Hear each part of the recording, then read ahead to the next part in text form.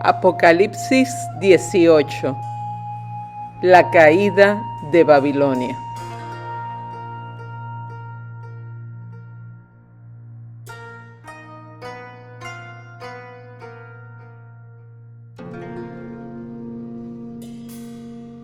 Apocalipsis 17, los versículos del 1 al 5, es donde el ángel le muestra a Juan el castigo que tendrá la mujer que se sienta sobre la bestia. En los versículos del 5 al 6, la mujer que se sienta es la gran Babilonia, la madre de las prostitutas. En los versículos 8 al 11 nos muestra que la bestia que saldrá del abismo destruirá a la gran ramera.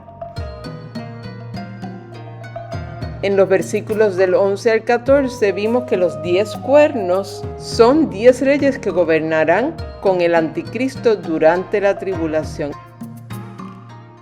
Y finalmente en los versículos 16 al 17, Dios cumplirá su objetivo, metiéndole en la mente a los reyes y al anticristo destruir la gran Babilonia. Ella matará a muchos santos seguidores de Jesús y se embriagará con su sangre. Por eso es que vemos en su mano esa copa, está llena de esa sangre. Para efectos de las personas también que nos escuchan, cuando hablamos de la gran ramera estamos hablando de un poder, de una falsa doctrina religiosa, ¿no? No estamos hablando de una religión específica, pero sí de una corriente que ya nos describen que a través de la historia, como bien tú ya describiste, han sido responsables de la muerte de muchos cristianos, ha perseguido a muchos cristianos, pero es un poder que se casa con el poder político, que es el que viene a representar la bestia, y entonces esa combinación no es agradable a los ojos de Dios, porque trae mucha corrupción también dentro de los procesos de la vida diaria, de cómo está constituido nuestro diario vivir a través de la política. Entonces esa convicción, esa interferencia de la religión con la política, pues trae muchos problemas, y durante la historia trajo muchos problemas. De hecho, hablamos también de lo que se hizo a través de la historia con la fe, el usufructo que se hizo de la fe cuando se vendía el perdón de los pecados y todas estas cosas, ¿no? Y que hoy en día también sigue existiendo, pero de otra forma, no solamente para una determinada iglesia, sino también las iglesias evangélicas. El diablo lo que quiere es que la gente deje de predicar el evangelio y la gente se pierda, ¿no? Benjamín nos presentó este slide que tiene que ver con los tiempos y los eventos. Voy a regresar, solamente a ubicarnos en la parte superior de aquí. Tenemos el anticristo, que es el líder, que apoya a Babilonia. Y Babilonia, ¿verdad?, junto con el anticristo, representan un sistema religioso y un sistema político global. Entonces luego tenemos, a mitad de estos tiempos, el anticristo y los 10 cuernos se van a rebelar y van a enfrentar a Babilonia. Es ahí cuando cae Babilonia y el anticristo reina como Dios. Así que este capítulo 18, que realmente básicamente está llevando a la caída de Babilonia, va a presentarles un poquito de cómo la gente está viendo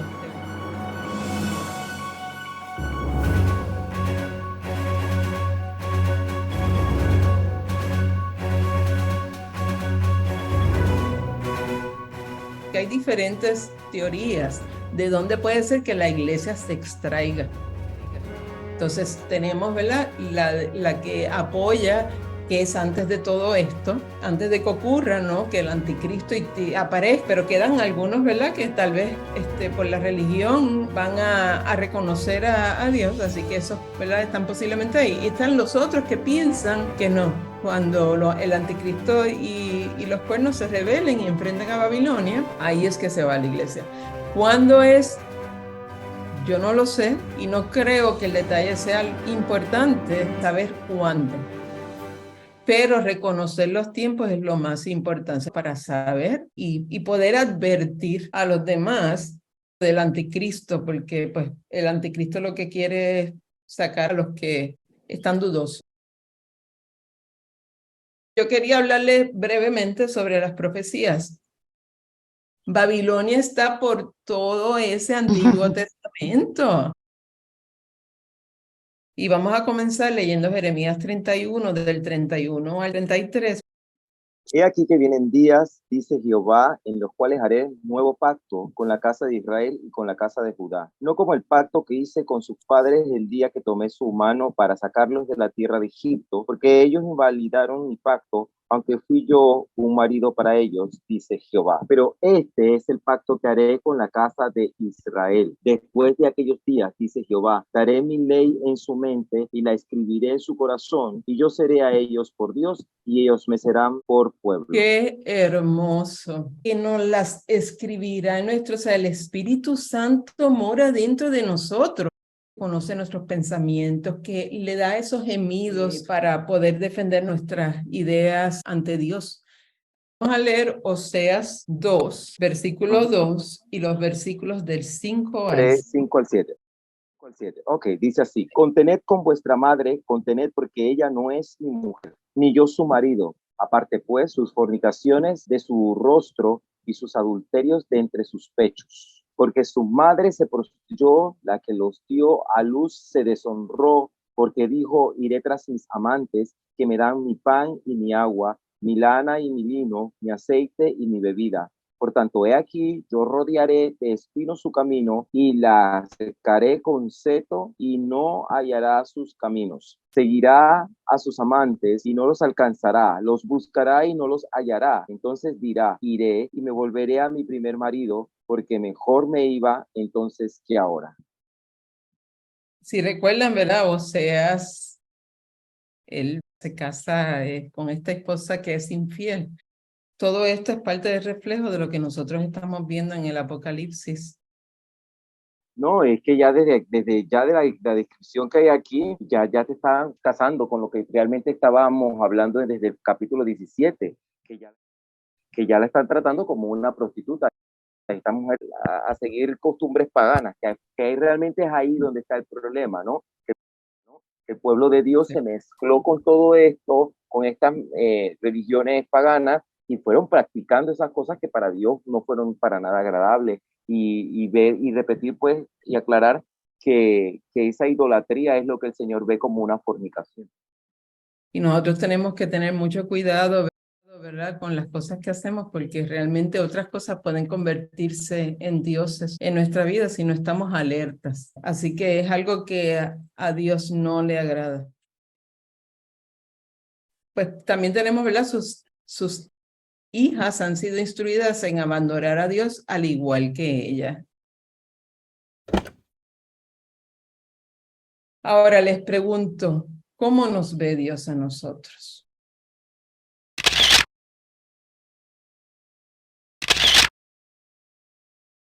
¿Somos fieles o rebeldes? De esto es lo que se trata este capítulo 18.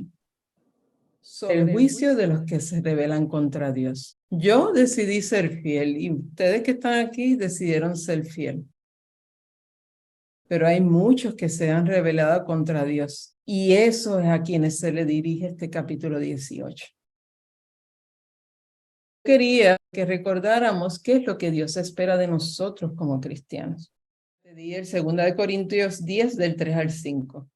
Pues aunque andamos en la carne, no militamos según la carne, porque las armas de nuestra milicia no son carnales, sino poderosas en Dios para la destrucción de fortalezas, derribando argumentos y toda altivez que se levanta contra el conocimiento de Dios, y llevando cautivo pensamiento a la obediencia a Cristo.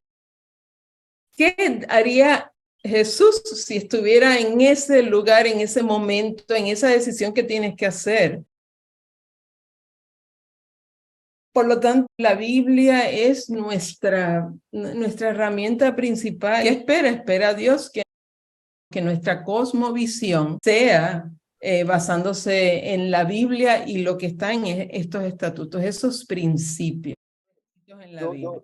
Yo pienso una cosa bueno, no quiero establecer un debate, pero yo me voy a la época en que había tabernáculo y para el Señor era muy importante que hubiera una representación física de su presencia, porque él sabía que al pueblo que estaba dirigiendo en ese momento, así era que funcionaba su cerebro. Había que tener una representación física de su presencia. Entonces, ¿a qué voy? Al hecho de que hay que fomentar, y siento que es una cosa que se ha perdido, porque cuando tú vas a las iglesias evangélicas, no todo el que va a la iglesia lleva la Biblia. Entonces, la excusa más barata es que no, yo la tengo en el celular. Pero creo yo, y no es que yo le dé un poder especial o específico a tener la Biblia en sí, pero cuando yo tengo la Biblia en la mano, yo no puedo esconder quién soy. Si alguien me ve con la Biblia en la mano, saben que yo voy para la iglesia o por lo menos la leo. Pero si me ven con la Biblia, sí, ya la gente se hace un perfil de quién soy yo. Hoy en día como que eso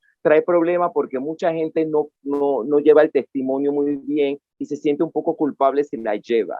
Siento yo que por ahí es que va la cosa, y entonces no está tratando de generalizar y decir que así es para todo el mundo, pero creo que el uso de la Biblia y llevar la Biblia como palabra de Dios a la iglesia y cuando hay alguna actividad y todas esas cosas, yo creo que es importante. Y yo tenía, por ejemplo, amigos, y yo sí vi de parte de ellos que ellos siempre en el carro tenían una Biblia. Siempre que nosotros salíamos con esa gente a cualquier lado a evangelizar, porque ellos nos instruyeron a nosotros en cuanto a la fe bautista, esa gente siempre tenía una Biblia guardada, un Nuevo Testamento, no sé qué, y siempre compartían, estaban con eso, ¿no? Y creo que eso es importante, imprescindible. Yo estoy totalmente de acuerdo. O sea, es tan bonito tener en tu mente esa persona caminando con su Biblia debajo de su brazo hacia la iglesia. Y eso es tan hermoso, porque tú sabes que esa persona va a estudiar la palabra del Señor y te creas, ¿verdad? Esa imagen positiva. Pues continuamos entonces con Romanos 12:2 y Efesios 4 del 17 al 24. No os conforméis a este siglo, sino transformaos por medio de la renovación de nuestro entendimiento para que comprobéis cuál sea la buena voluntad de Dios, agradable y perfecta. Esto pues digo y requiero en el Señor que ya no andéis como los otros gentiles que andan en la vanidad de la mente, teniendo el entendimiento entrenebrecido, ajeno de la vida de Dios por la ignorancia que en ellos hay, por la dureza de su corazón, los cuales, después que perdonaron toda sensibilidad, se entregaron a la lascivia para cometer con altivez toda clase de impureza.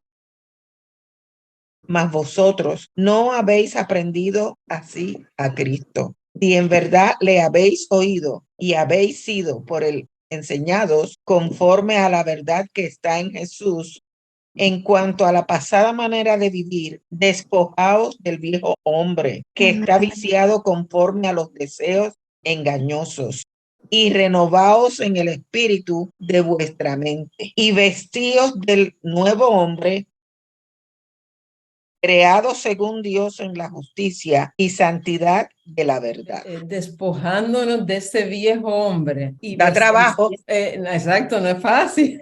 No. No es fácil. Pero por esa razón tenemos que regresar y volver y volver. Es como en un trabajo que te enseñan algo y si tú lo dejas de hacer, se te olvida. Por eso nosotros tenemos que constantemente seguir renovando nuestra mente. Es la lucha del espíritu y la carne. O sea, nosotros estamos todos los días en esa lucha constante. Y mientras más leemos la palabra que nos va transformando, más Cristo va llenándonos. Y entonces la carne tiene menos, porque siempre va a estar ahí para hacernos presión, pero entonces el poder de la palabra y esa llenura de Cristo en nosotros va a hacer que cada día podamos ir en esa transformación hacia el nuevo hombre y dejando atrás la vieja criatura.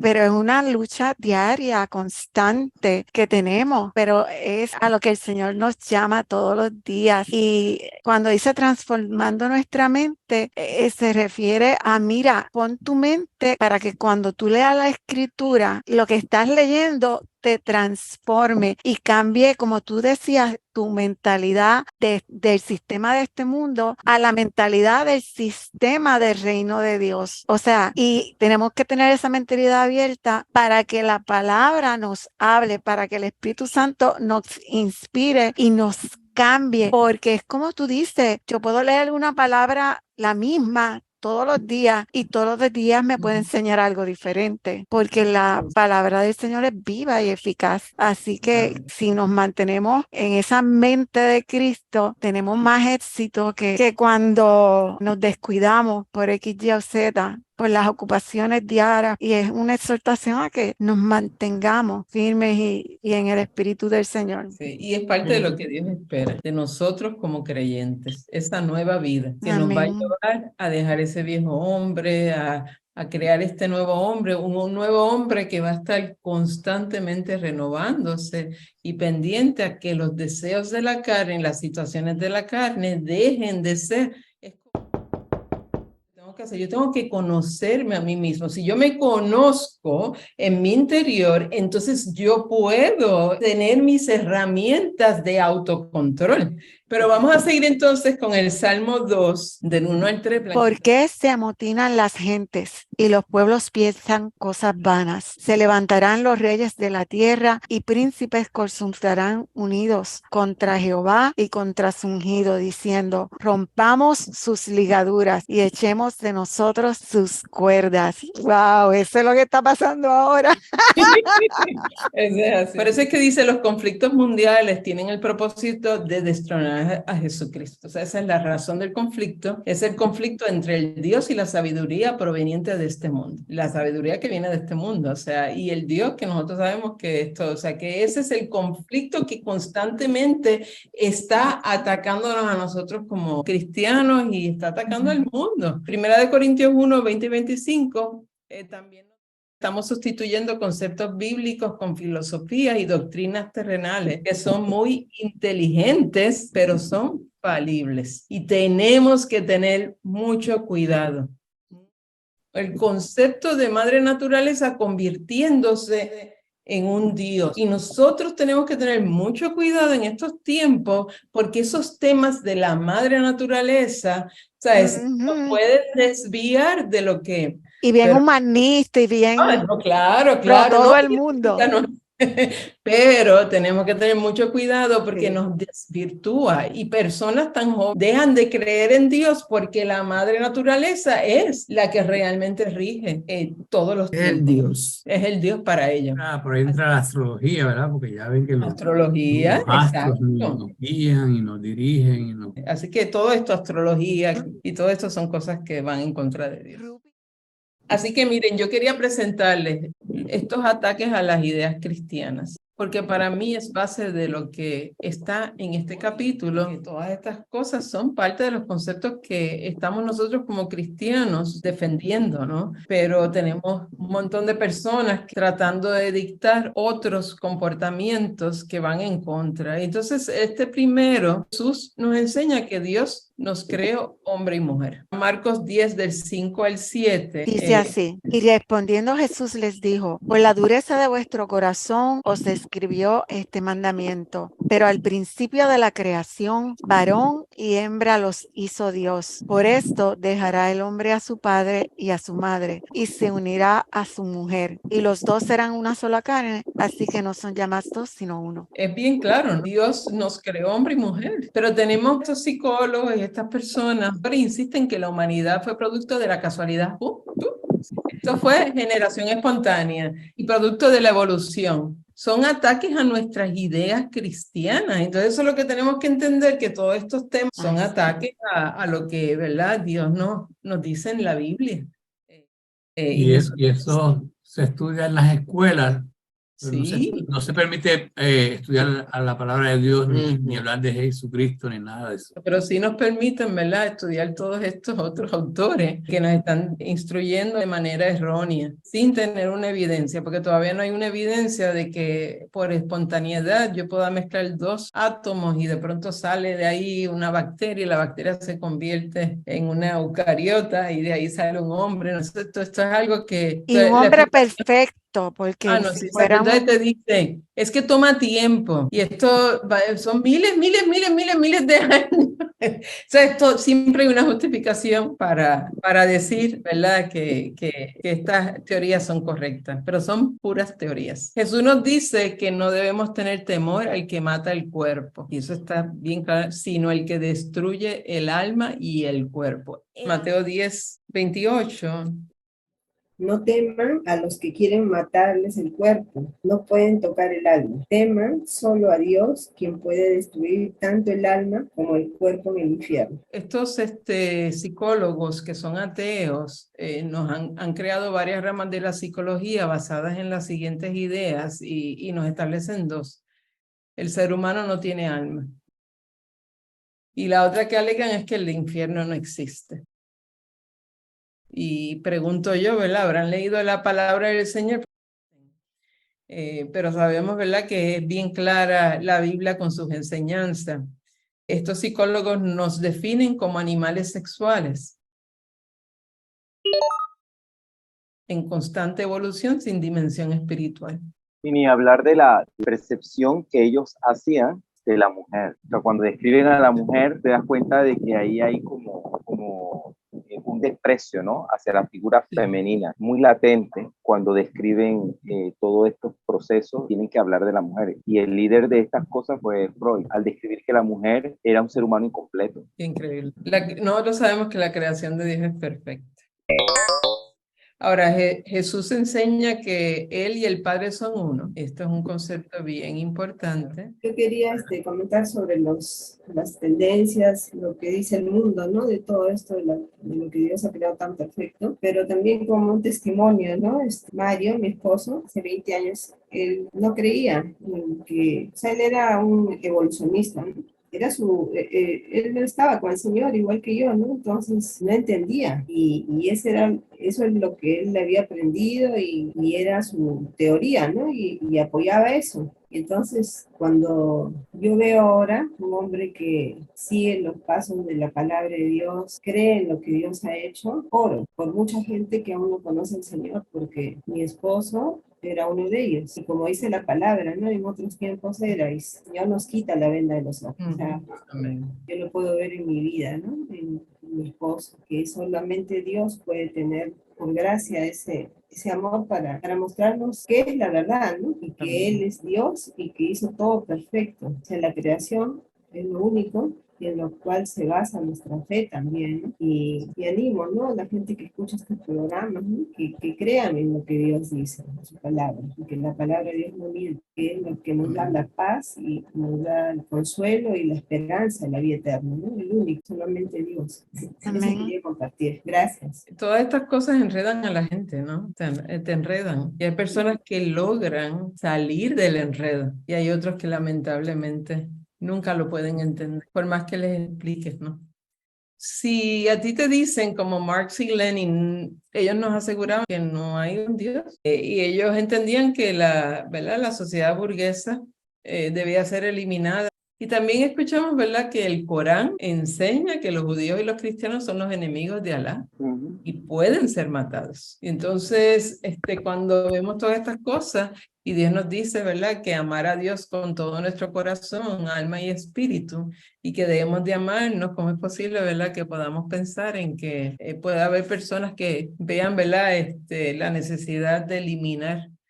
Creo que eso es importante recalcarlo ahora que estoy hablando, de que esta Babilonia viene desde la época del Antiguo Testamento y ha estado mutando y metiéndose a través de la historia del pueblo de Dios para tratar de que ese fin de la historia que nosotros conocemos, que es la salvación del pueblo de Israel, nunca llegue a su fin. Entonces, por eso es que se ha metido en esto de la fe, que es tan importante y medular para el pueblo de Israel, y entonces se ha ido mutando y se ha ido esparciendo por todo el planeta en un montón de filosofías, en un montón de religiones que se van apartando. Es bien claro que la Biblia dice que el que no es conmigo es contra mí, dice el Señor. Entonces, en el caso particular, por ejemplo, no quería pasarlo por alto porque me hablaste de Nietzsche. Él decía una frase y lo tengo bien claro porque en un momento en clase lo hablamos, él hablaba del concepto de la muerte de Dios y él reemplazaba la muerte de Dios con un concepto que pueden googlear perfectamente. Creo, no sé alemán muy bien, pero se pronuncia como Übermensch, que significa superhombre. Y esto es lo que venía a reemplazar a esa imagen del Dios que ya está muerto. Y esto lo alimenta pues la búsqueda de poder que tiene ese ser humano y está abrazando pues la voluntad de ese superhombre. Y él veía el cristianismo desde la perspectiva de que era una doctrina que sometía al ser humano y era una moralidad que esclavizaba. Así la veía y así la describía. Entonces no podemos tampoco perder de perspectiva que este señor mezcla metafísica con religión. Si vamos a la Biblia, lo que no es a favor mío es contra mí. Entonces tú ves que todas estas filosofías lo que hacen es tratar de apartar al ser humano, ese Dios que vino a salvar. Y es importante que las entendamos porque nos van a atacar fuertemente, nosotros como creyentes. Yo diría como Benjamín dijo, que desde el principio lo que pasa es que dependiendo de la época, hay épocas que han sido más exitosos y hay épocas que han sido menos exitosos. En la iglesia como que ha sobresalido sobre toda esa filosofía. Por eso, si sacas de esa fórmula la iglesia y la fortaleza que provee la iglesia, se derrumba todo. Entonces, si das el pie a que entre todo esto de lleno, entiendo en lo personal que está ocurriendo, ¿no? Estamos perdiendo muchos líderes que son claves e importantes y no estamos, o sea, como que la iglesia no está renovando esas fuerzas, no sé. Voy a leer esto rapidito, nos vamos a entrar a los textos bíblicos, pero quiero que nos los llevemos, ¿verdad? Jesús nos enseña que Él es la resurrección y la vida y nosotros eso lo sabemos, pero hay otros que nos están diciendo que no hay una resurrección y que la vida es por accidente, ¿sabes? Así que ahí tenemos un ataque. Jesús prometió que prepararía un lugar para nosotros. Y nosotros lo oímos bien claro que eso es parte de lo que pues, voy a prepararles lugar. Y estos seguidores nos dicen que la religión es una ilusión, un deseo, un sedante para las masas, es una forma de controlar a la gente porque así las mantienes calmaditas y calladitas. Pues yo sigo insistiendo, ¿verdad? Que Jesús es real y vive en mi vida y en nuestra vida, así que... Amén. Jesús también establece que demos al César lo que es del César y a Dios lo que es de Dios. Y los humanistas no creen en esto porque ellos creen que nada pertenece a Dios. Sí, dentro de esos pensamientos hay una cosa hay una corriente que se llama nihilismo. Y el nihilismo parte como filosofía o doctrina filosófica que al final todo se reduce a nada y nada tiene sentido. Mira dónde vamos a parar. Y entonces eso es una doctrina filosófica. Eso está plus uno ultra. Eso como bien ya Jimmy dijo, se enseña en las universidades. Y otra cosa, el primer punto de la anterior, lo de la resurrección y la vida, es bien importante porque Pablo dice en una de las epístolas que si no creemos en la resurrección, vana es nuestra fe. O sea, que el pilar de nuestra fe es que Cristo murió y resucitó, porque cuando resucita es que Él tiene la victoria completa. Entro a esos temas porque yo entiendo que sí se relacionan con este capítulo. Y como bien lo verbalizó Benjamín, o sea, esto ha sido algo que comenzó desde los tiempos anteriores y ha seguido evolucionando. Y en este momento, pues estamos con otro grupo de personas que representan, ¿verdad?, estos grupos que son Babilonia.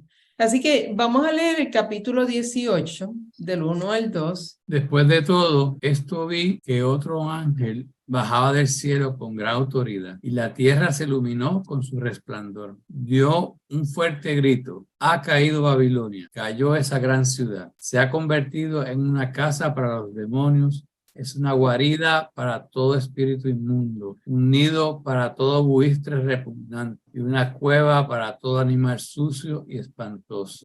Qué brutal. Insulto, ¿verdad? Un insulto. No, ahí está toda la inmundicia. Ya sabemos, ¿verdad? Obviamente empieza con Juan viendo otro ángel. Ya habíamos visto que Juan había visto ángeles descender del cielo con poder. Así que este es otro ángel que viene con muchísimo poder y es un ángel que viene a traer una profecía, ¿saben? Ese versículo 2. está diciendo que clamó con voz potente diciendo ha caído la gran Babilonia. Él está verbalizando lo que está ocurriendo con Babilonia. Así que nos está diciendo el futuro que le pasará a Babilonia, porque todavía no ha ocurrido estas cosas, pero eso es lo que va a caer Babilonia. Amén. Ahora, en Apocalipsis 14:8 dice, otro ángel le siguió diciendo, ha caído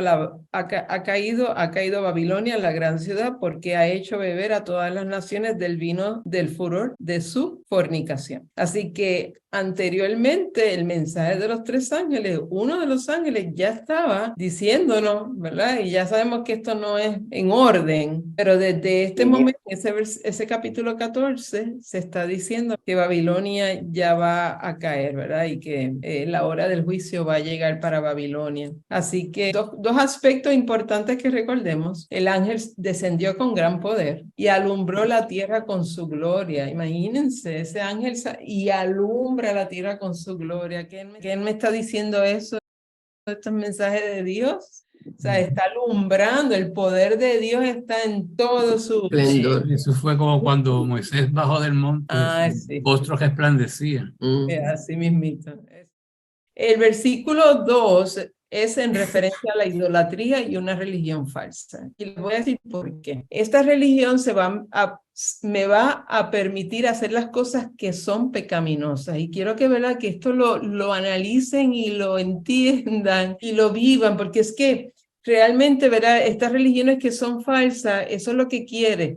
Quieren, permitir las cosas pecaminosas y desagradables a Dios. Las va a hacer aceptables y buenas para Dios. Y por ahí es donde viene el pecado y lo desagradable a Dios. ¿Y qué tiene eso de malo? Si un individuo se rebela contra Dios, no puede hacer pacto con él. Y Blanquita, esto va a lo que tú estabas comentando. Sí, definitivo. No puede hacer pacto con él y no puede ser recipiente de la gracia de Dios. Así que eso es la intención de todo lo que viene con Babilonia. Tratar de rebelar al individuo contra Dios para que no pueda hacer el pacto y no pueda ser recipiente de su gracia. Así que eso es, ¿verdad? Importante que lo sepamos. Y como vamos a ver en este versículo 3 que ya mismito vamos a leer, todo aquel que tome de ese vino que está en esa copa, sufrirá las consecuencias. Su deseo por la carne y el dinero irá sobre su deseo por las cosas del reino. Y es importante que nosotros hagamos hincapié en esta parte. Miren, estas son las ruinas de lo que queda. La ciudad majestuosa caerá y será un lugar abandonado. Estas son las ruinas de Babilonia. Así va a quedar. Un sitio que va a estar todo abandonado, lleno de animales, ¿verdad? Como está mencionando ahí. Yo quería llevarte acá en el comentario que tengo de mi Biblia MacArthur, en el 18.2 nos lleva a Isaías 21.9 y nos lleva a lo que decía, ¿no? Cayó Babilonia, y aquí exactamente dice, ¿no? Que cae primero ante los asirios en 689 a.C. y después ante los persas en 539 a.C. No obstante, dice, la predicción de Isaías anticipaba la caída definitiva del gran enemigo de Dios, como lo verifica la cita que Juan hace de este versículo en Apocalipsis 14.8 y 18.2. Que fue el que acababa de leer, que es el 14.8, donde está ya diciendo, ¿verdad? Y recalcando esa caída. De manera real y histórica, porque realmente cayó, pero también el simbolismo que hay con la Babilonia espiritual. Sí, claro, que va a estar presente en nuestros tiempos también, ¿no? Pues, sí. Que va a caer.